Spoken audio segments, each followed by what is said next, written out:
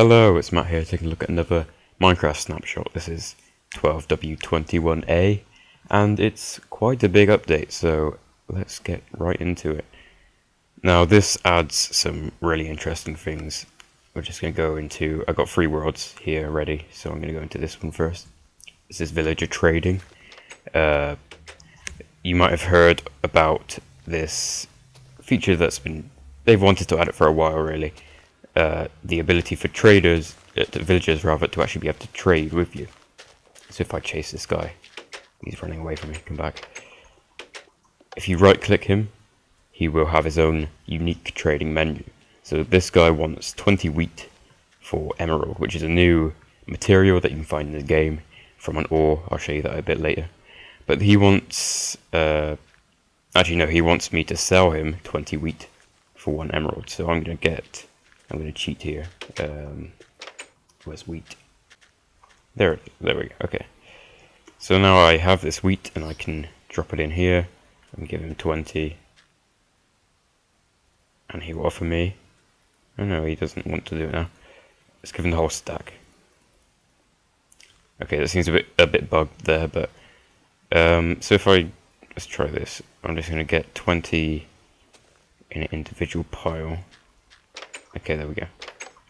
And he wants to give me this diamond for it. This emerald, rather. And now we have 2 other people here. I don't know if they're attracted to emeralds or something. They just came in here. Hello.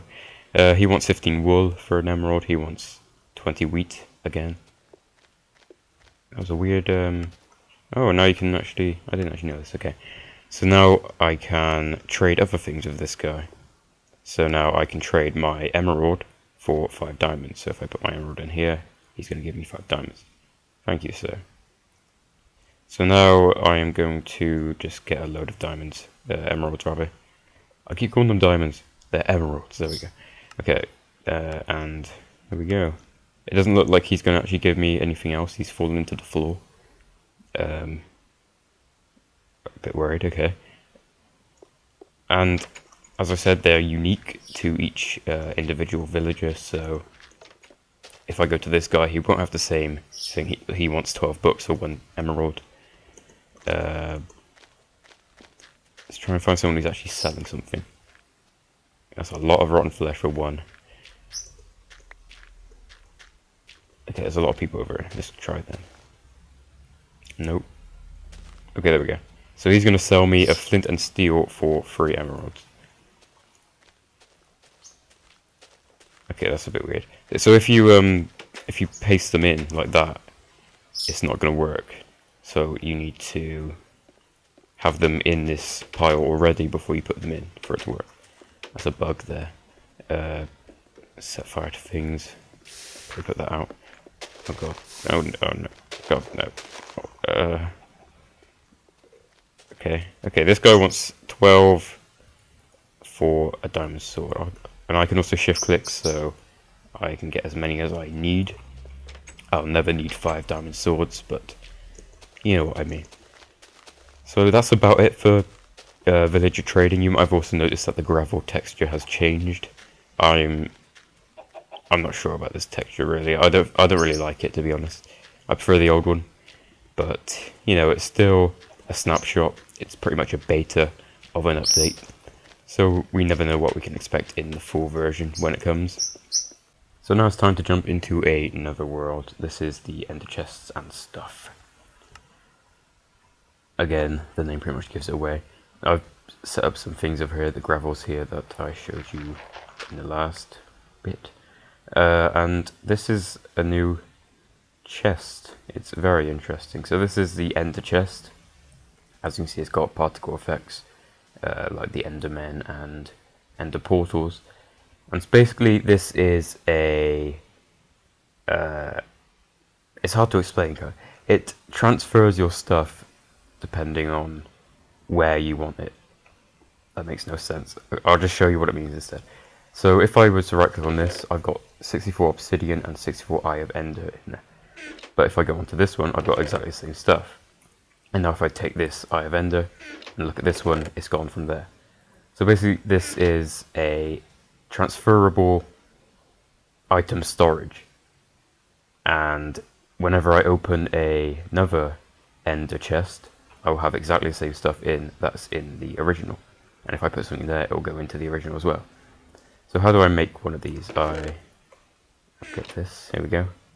You put an eye of ender in the middle and surround it by obsidian. That makes it very expensive, but it's worth it really. One thing to note is these do not like combine like the other chests, so you can put them next to each other. Although you won't ever actually need to do that. That would be completely pointless. So next you can just right click that. If I put that stuff in there, it appears in there again and in there as well. So over here I've got some, this is emerald ore, it's red for some reason. I think Jeb had a problem with it or something. It's supposed to be retextured to green to fit the emeralds, but it is still red. That should be updated within the next snapshot at least. So we have natural emeralds. I haven't actually seen any natural occurring emeralds yet. I did have a look underground for quite a while, but I couldn't find any. So they must be quite rare.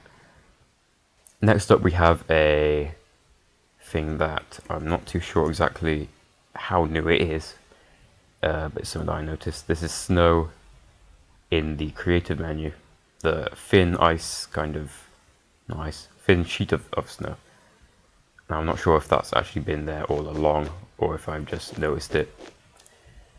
And also there's also these sandstone stairs, which are, you know, pretty much exactly the same as normal stairs, just sandstone. You might have also noticed that the buckets are now stackable. You can stack them into stacks of 16. And what else is there? Oh yeah, there's a seed command. So you can see your seed. This doesn't appear in the F3 menu anymore, but it does appear here. So you can see I just typed in seed and now it says 465 blah blah blah in the bottom left. Now finally for this world, there is some pretty minor at the moment, I'd say, changes to the boats. They're supposed to be much more reliable now, and they can go through these lily pads without blowing up as they used to.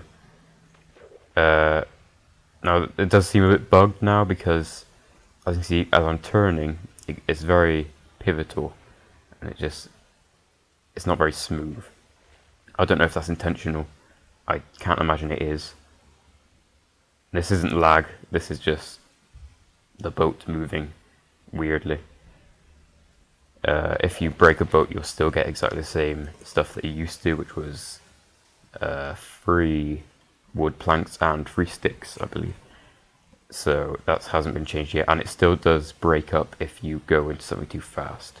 But it seems to be more reliable now. It doesn't break up just like by going into a lily pad or something. So now it's time to take a look at the final part of this update, which is desert structures. So let's jump into this world. My world files seem to be renaming themselves for some reason. Oh wow. So desert people, they look exactly the same as normal people. That sounds a bit weird, but yeah. So this is a village in the desert. It's built out of sandstone, and there's also some slabs up there, which looks a bit strange to be honest. But and wow, that's quite a lot of 9 diamonds in that chest. Interesting. Apparently these villagers can trade chainmail, by the way, which is a armor which you can't actually make in the game. So yeah, they trade just the normal things as the other does. And that's a village in the middle of the desert. There's something else over here. And this is another desert structure. I should probably say that my Minecraft actually crashed before I jumped into this world, hence the cut. But yeah, this is a naturally generated structure using wool and different kinds of sandstone blocks. It doesn't actually have anything in it. I suppose you could turn it into a house if you were to find it in survival, but there's currently no point of actually having it here. In the future they might put like a monster spawner in there or something. Maybe even a mob that's exclusive to this kind of building. That'd be quite cool. But yeah, that's that. I got stuck in one of the blocks earlier, which was a bit strange. I was just floating around the front, and I got stuck in the floor randomly. But yeah, this is a beta of course, as usual. This is just a normal edition. It's nothing final yet. The final thing in this update is the star textures have been changed very slightly. As you can see, they are smaller now, and they're brighter as well. It's quite an interesting visual change. There's nothing really useful about it, but it's aesthetics, and that counts really. So yeah, that's about it for this update. It's been a great update, but it's also had its fair share of bugs, I must say.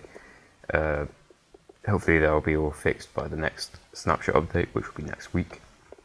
So thanks for watching. Please like, favourite and subscribe for more like this, and I'll see you next time. Goodbye.